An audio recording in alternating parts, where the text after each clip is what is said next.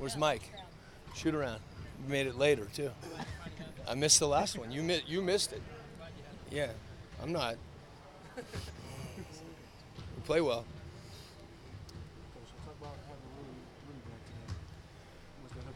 Well, anytime you get a player that's been out,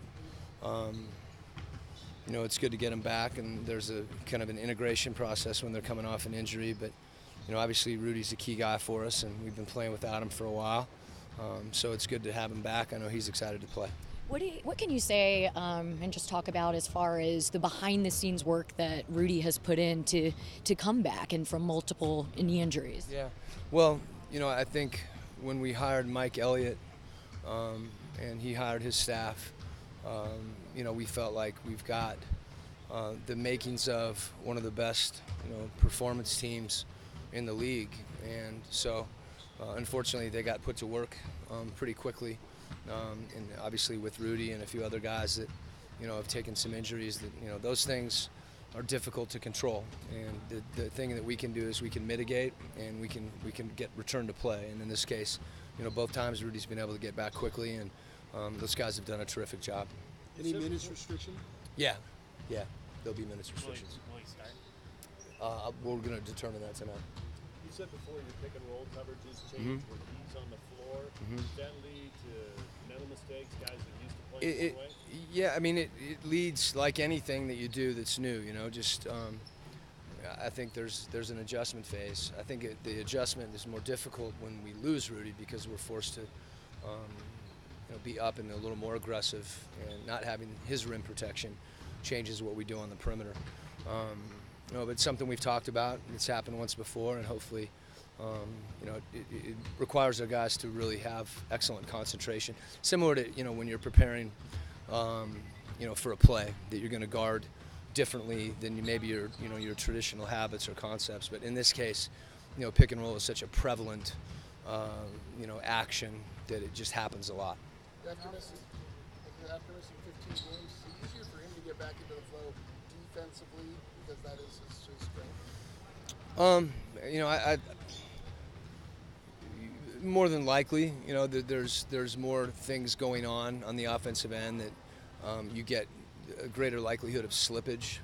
Just those moments where you hesitate because you're trying to just consciously remember something as opposed to it being instinctive. I think on the defensive end, a lot of what Rudy does is instinctive, and that's obviously something he excels at. How can you best describe just the work ethic that Rudy brings? Well, tremendous. The thing for Rudy is Rudy's got a will to win, and what Rudy's developing is a will to prepare to win.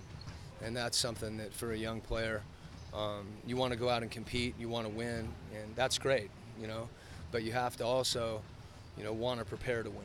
And that will, unfortunately, even going through an injury process, that it forces you to prepare just to get back so that you can compete and then have an opportunity to be a part of, something good. How does his return affect Derek Favors' game? Well, Rudy and Derek have played together for, the entire time I've been here. So what Fave's been able to do for us at the 5, he's been terrific, as has Epe.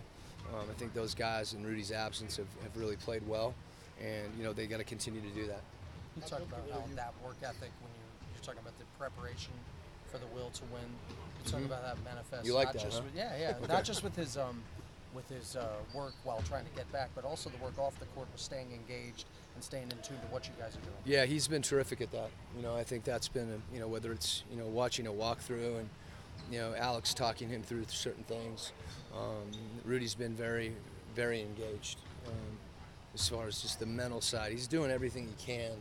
And Dante's doing the same thing, as far as, us finding ways for them to participate in whatever they can participate in.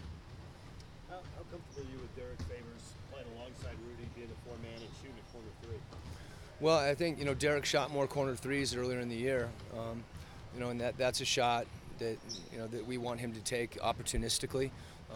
But we also want Derek to continue to do what he's been doing on the offensive glass. Sometimes when you're spaced, it's harder to get to the offensive glass, and that's just something habitually that he's got to focus on. Thanks, Coach. Okay. Thanks, man.